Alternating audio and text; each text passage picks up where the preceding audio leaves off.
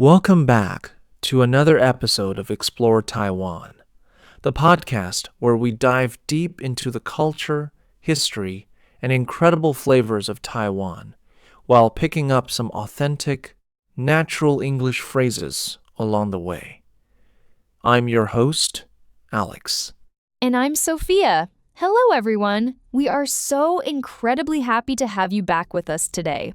If you're a language learner looking to boost your listening skills, or an expat trying to truly understand the heartbeat of this beautiful island, you have absolutely come to the right place. Well, honestly, Sophia, today's episode is one that I have been personally looking forward to for weeks.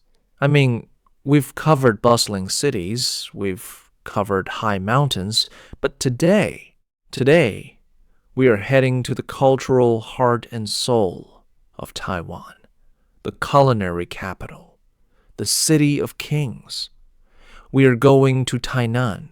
Oh, Tainan. You're speaking my language now, Alex. Seriously, every time someone mentions Tainan, my mind immediately goes straight to food. Like, my stomach literally starts growling just thinking about it. But you know, Tainan is so much more than just a giant kitchen, right? It's a living museum. Exactly. It's the oldest city in Taiwan. It's got over 4 centuries of history packed into its streets. For our listeners who are studying English, today is going to be amazing because we're going to use a lot of descriptive adjectives, historical terms, and casual idioms that you can use in your daily life. Yes! So, guys, grab a notebook, get a nice cup of tea or maybe some Tainan-style sweet milk tea, and let's get into it. Alex, where are we starting our virtual journey today? Well, to really understand Tainan, you have to understand its historical roots. You can't just jump into the food without knowing why the city is the way it is. So, our very first stop is a place that stands as a literal witness to history.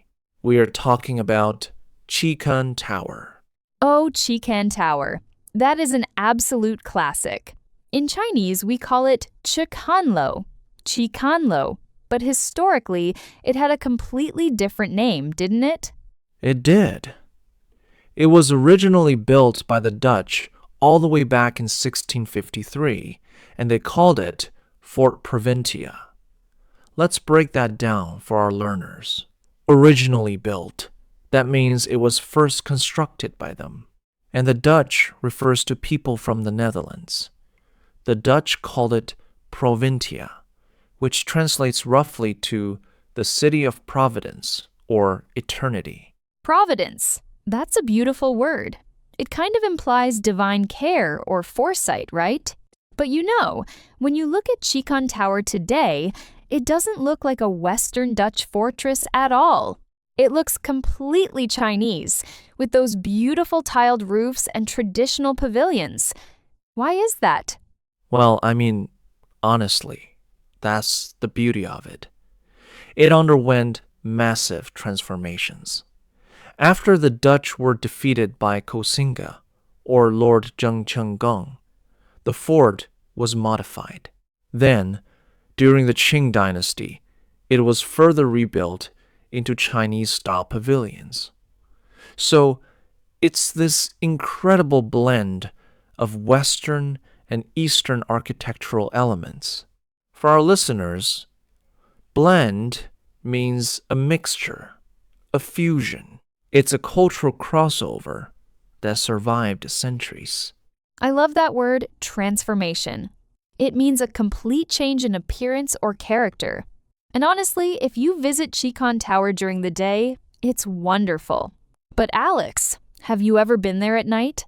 Oh, nighttime at Chihkan Tower is a whole different vibe. Seriously, when the sun goes down and they turn on the lights, it completely changes. The warm, yellow, artificial lighting casts these deep shadows on the ancient red brick walls. It creates this incredibly elegant, classical, and slightly mysterious atmosphere. It's like stepping back in time. Vibe. That's a great slang word for our listeners. Vibe is short for vibration, but we use it to describe the feeling or atmosphere of a place or a situation. Like, this cafe has a cozy vibe, or Tainan at night has a romantic vibe. Exactly. Use vibe in your English conversations, guys. It sounds supernatural. Now, moving from Chihkan Tower, we have to talk about another monumental structure that dates back to the Dutch maritime era. We are heading over to Anping District to visit Anping Old Fort. Anping Old Fort. Anping Gubo. This place is literally the cradle of Taiwan's modern history. It really is. Its original Dutch name was Fort Zeelandia. It was constructed in 1624, making it the oldest castle or fortress in Taiwan. Think about that for a second. 1,624. That's over 400 years ago. It served as the international trade hub and the administrative center for the Dutch East India Company. Wow, an administrative center. That means the main place where decisions are made, like a headquarters or a government center. And you mentioned it was a trade hub. A hub is a central point of activity. Like, an airport can be a hub for flights, and Anping was a hub for global shipping and commerce. Perfect definition, Sophia. And for our international listeners, or those interested in global history, Anping Old Fort is a vital relic of the Age of Discovery, or what historians call the Age of Sail, or the Great Maritime Era. This was a time when European powers were sailing across the globe to map the world and set up trading posts. Taiwan was right in the middle of these global shipping lanes. But unfortunately, a lot of the original fort was destroyed over the centuries by wars, political shifts, and natural disasters. But there's one thing there that always evokes many feelings in me whenever I see it. It's the remaining fragment of the ancient red brick outer wall. Oh yeah, those mottled, weathered red bricks. Mottled is a fantastic vocabulary word, by the way. It means covered with spots or patches of different colors, usually because of age or weathering. Those bricks are covered in moss and roots now, but they were originally held together using a special mixture of sticky rice, brown sugar, and ground oyster shells. Can you believe that? They used food as mortar to build a fortress. Wait, seriously? Sticky rice and oyster shells? That sounds like a recipe for a Tainan snack, not a building material. But hey, clearly it worked, because those walls are still standing today, witnessing the passage of time. It's a literal physical link to the 17th century. It really is mind-blowing. Now, let's slow things down a little bit. We've looked at military forts, but Tainan is also the intellectual capital of traditional Taiwan. So next, we have to visit the Tainan Confucian Temple. Oh, the Confucian Temple, Tainan Kongmiao, Tainan Kongmiao. This place feels so sacred and peaceful. In history books, it's proudly given the title the First Academy of Taiwan, or Chuantai Shouhu, Quantai Shou Shui. Yes, it was established in 1665 by Zheng Jing, who was Koxinga's son. It was the very first official institute of higher learning in Taiwan. It's where scholars came to study Confucian classics, prepare for the imperial examinations, and learn about ethics, philosophy, and governance. For our learners, an institute of higher learning is a formal phrase we use for places like universities or colleges. And scholars are people who dedicate themselves to deep academic study. So, this wasn't just a temple for worship, it was essentially the Harvard or Oxford of old Taiwan. That is a brilliant comparison, Sophia. And structurally, the architecture is just magnificent. It's designed around a traditional courtyard system with the main hall, the Dacheng Hall, right in the center.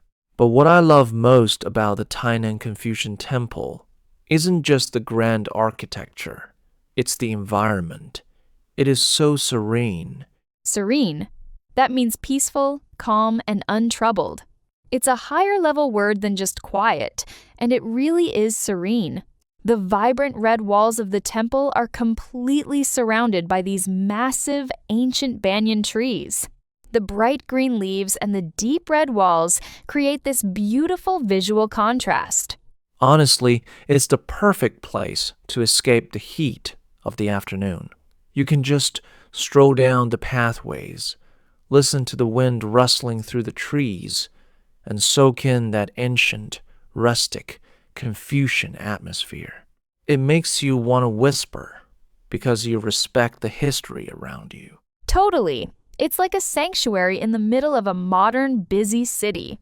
A sanctuary is a place of safety, refuge, or holiness.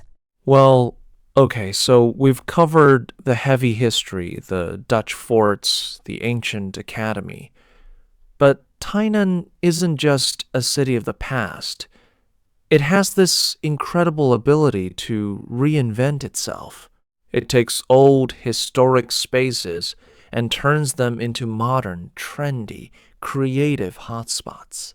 Oh, I know exactly where you're going with this. You're talking about the cultural and artistic side of Tainan, the hipster or wenqing spots. You got it. And the absolute poster child for this cultural rebirth is Shennong Street. Wow, Shennong Street, Shennong. I am absolutely obsessed with that street. For our listeners who don't know, obsessed means you like something so much that you can't stop thinking about it or talking about it. And honestly, Shennong Street deserves all the hype. Let's give some context. Back in the Qing dynasty, this street was actually the entrance to an important river port. It was part of the Five Channels area, bustling with merchants, dock workers, and cargo ships. The houses along the street were built narrow and long. The front was a shop, the middle was a warehouse, and the back opened up to the canal.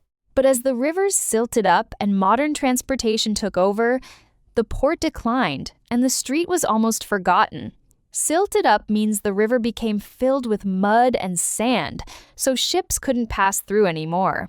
But instead of tearing these old wooden and brick houses down, Tainan did something amazing, right? They preserved them. And over the last couple of decades, young artists, designers, and entrepreneurs moved in. They rejuvenated the street. Rejuvenated means to make something look or feel young, fresh, or lively again.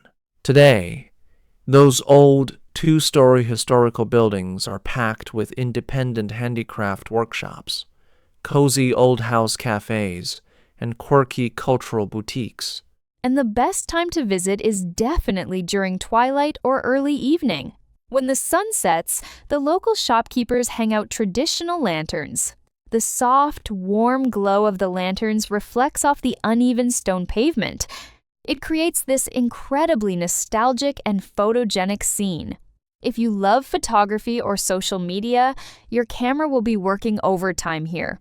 Oh, absolutely. It's an absolute paradise for photographers. Now, speaking of nature and old structures interacting in a creative way, we have to go back to Anping and talk about a place that is almost surreal, the Anping Treehouse. Ah, the Anping Treehouse. Anping Shuwu. This place looks like something straight out of a fantasy movie or an adventure comic book. It doesn't even feel real when you first walk in. It really doesn't. Historically, this structure was just a plain old warehouse used by Tate & Co., which was a prominent British merchant trading company in the late 19th century. They used it to store salt, camphor, and opium. But after World War II, the salt industry changed. the warehouse was completely abandoned and nature took over. And when we say nature took over, we mean it literally. Over several decades, giant banyan trees began to grow right through the building. Their aerial roots and massive trunks wrapped themselves around the brick walls, broke through the concrete floors, and completely took over the roof. There is a famous local description for this place that sums it up perfectly. The tree uses the wall as its trunk, and the house uses the leaves as its tiles. Think about that imagery. The roots are intertwined so deeply with the brickwork that if you removed the tree, the house would fall down. They are completely codependent now. Intertwined. That's a beautiful word. It means twisted together or closely connected. For our English learners, you can say, the histories of our two countries are deeply intertwined. And at the Anping treehouse, the government actually built metal walkways and staircases that go up into the tree canopy, so you can walk above the roof and look down into this green, leafy labyrinth. It's spectacular. It's a reminder of how powerful nature is. Now, let's contrast that rustic, organic green space with something ultra-modern, sleek, and contemporary. Just a short distance away in the city center sits the Tainan Art Museum Building 2. Oh, wow. Talk about a visual contrast. Going from a 19th century treehouse to the Tainan Art Museum Building 2 is a total shock to the system. It is so modern. It was designed by the legendary Japanese architect Shigeru Ban, who actually won the Pritzker Architecture Prize, which is basically the Nobel Prize for architects. The design of Building 2 is deeply conceptual. It is inspired by the official flower of Tainan, the phoenix flower, or flamboyant tree flower. The building has this incredible pentagonal, fractured, or fractal roof structure. Let's look at those words. Pentagonal means having 5 sides, and fractal refers to a complex geometric pattern that repeats at different scales. When the bright southern Taiwan sunlight shines through this unique roof, it creates these beautiful, shifting patterns of light and shadow on the pure white walls below, mimicking the way sunlight filters through a tree canopy. It's brilliant. The building itself is an artwork. It's entirely white, filled with sharp geometric lines, open-air terraces, and grand outdoor staircases. It stands out dramatically against the old, low-rise, traditional buildings of Tainan. It's become a massive hotspot for young people taking photos, but inside, it holds some of the most important modern and contemporary art exhibitions in Taiwan. I love how Tainan balances these two extremes. On one street, you have a 300-year-old temple, and on the next street, you have a world-class futuristic art museum. It shows that Tainan isn't stuck in the past. It's moving forward while respecting its history. Well, Sophia, all this walking through forts, temples, old streets, and art museums has made me absolutely starving. And honestly, it would be a literal crime to talk about Tainan without spending an enormous amount of time on its food. Tainan is widely considered the culinary capital of Taiwan. Finally, the food segment. I've been waiting for this. You know, Tainan food has a very distinct reputation in Taiwan. People always joke that even the soy sauce in Tainan is sweet, and that if you ask for a drink with 0 sugar, the bartender will look at you like you're crazy. It's true. There is a historical reason for that sweetness, though. Back in the day, sugar was a luxury ingredient. Tainan was the center of sugar production during the Dutch and Qing periods. So, adding sugar to savory dishes was a sign of wealth and sophistication. It meant you could afford the good stuff. Over time, that sweetness became the signature flavor profile of Tainan cuisine. That makes so much sense. So when we say Tainan food is sweet, it's not like eating candy. It's a subtle, rich sweetness that enhances the savory flavors. And the food culture here focuses heavily on three things: fresh ingredients, incredibly complex cooking processes, and small, specialized portions. Yes, small portions are key because it allows you to eat multiple different snacks in one day without getting completely full too fast. In Taiwan, we call this 小吃一次, which translates literally to small eats or traditional snacks. And the king of all Tainan street food, the ultimate breakfast champions, is Tainan beef soup. Oh, Tainan beef soup. Tainan 牛肉汤, Tainan 牛肉汤. If you go to Tainan and you don't wake up at 5 a.m. to get a bowl of fresh beef soup, did you even really visit Tainan? Honestly, it's a spiritual experience. It really is. Now, for our listeners, let's explain what makes this soup so unique. It's all about the beef. This isn't imported frozen beef. This is locally sourced, fresh, warm-bodied beef, what we call 文体牛. 文体牛, the cattle are processed locally and delivered to the restaurants early in the morning, completely unfrozen. The preparation method is incredibly simple, but requires absolute perfection. The chef takes thin, delicate slices of this raw, fresh beef, places them directly into a bowl, and then ladles boiling hot, aromatic broth right over the meat. The heat of the soup cooks the beef instantly in the bowl. Right before your eyes, the meat turns from bright red to a beautiful, tender, pale pink color. Because it's cooked so fast and it's so fresh, the texture is incredibly tender. It almost melts in your mouth. And the broth is packed with the natural, clean sweetness of the beef. You usually eat it with a side of rice with minced pork and some shredded ginger dipped in sweet soy paste. It's the ultimate comfort food. Stop it, Alex. You're making me drool. Drool means saliva running out of your mouth because you're thinking about delicious food. It's a great visual word. Now, what's next on our Tainan menu? Next up is a dish with an incredible history and a very humble origin. We're talking about danzai noodles, or danzai noodles. Danzai noodles. Danzi noodles, that is such an interesting name in English. Why is it called the danzi?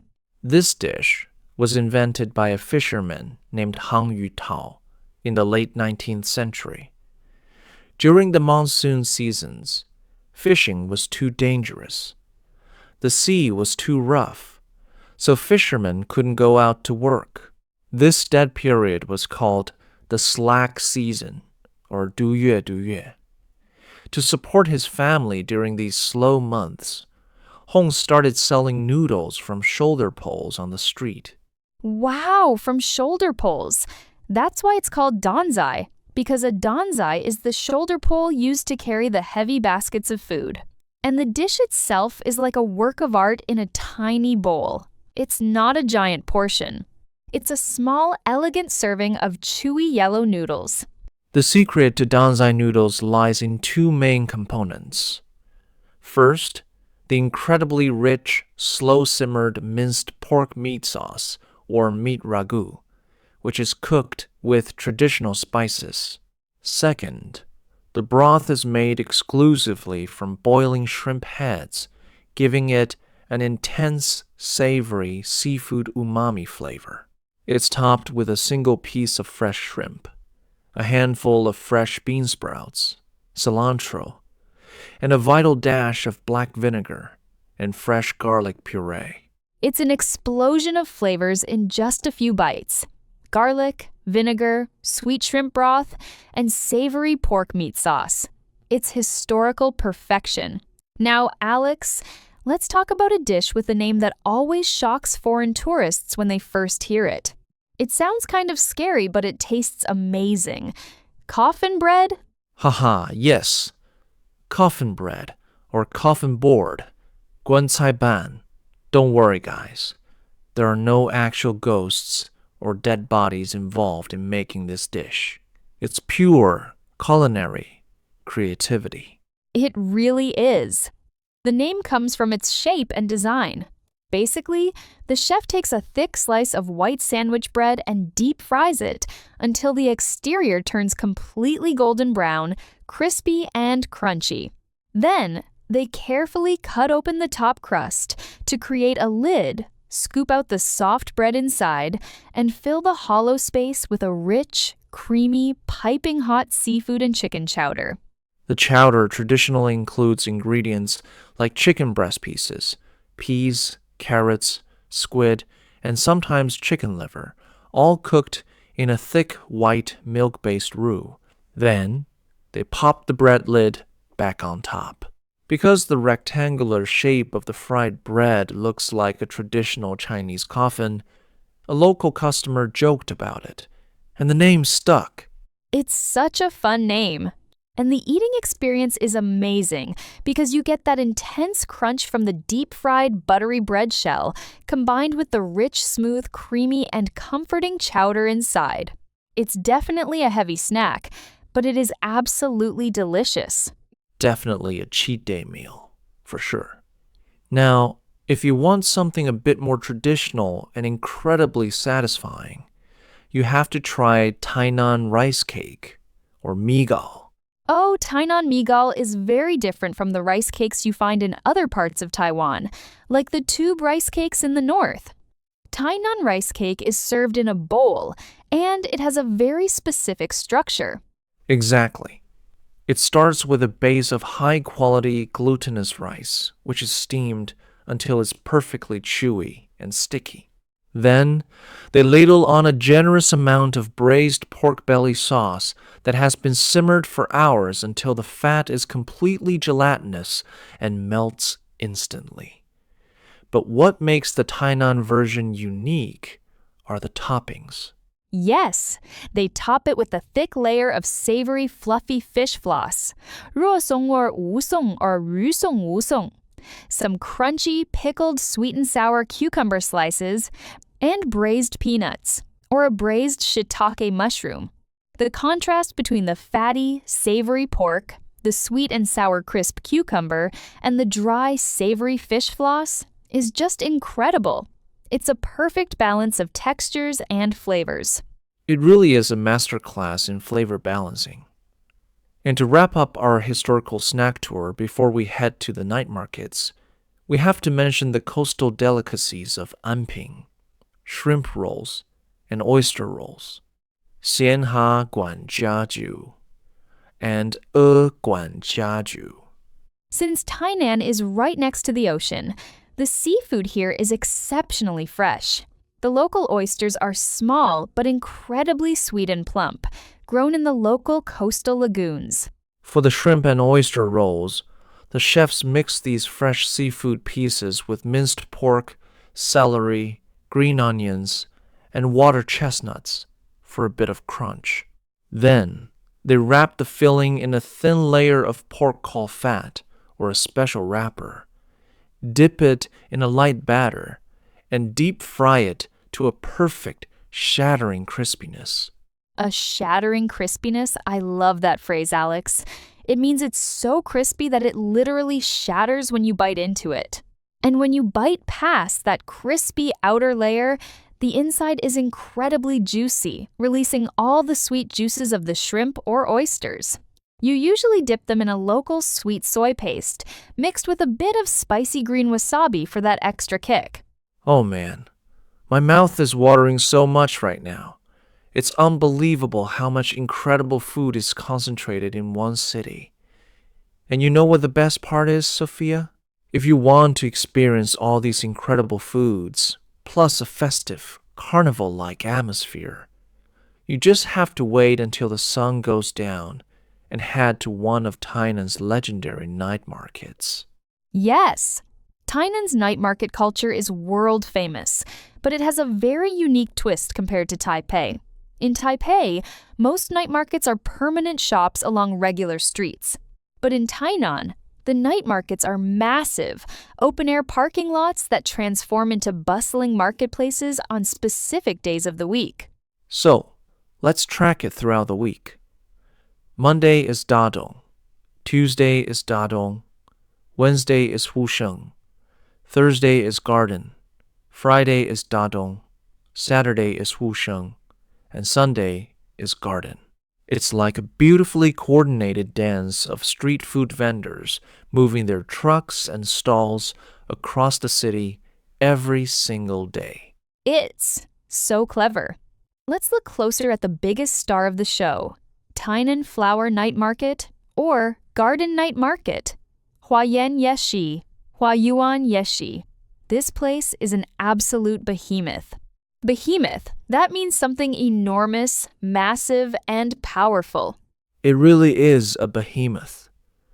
It is one of the largest and highest rated outdoor night markets in all of Taiwan.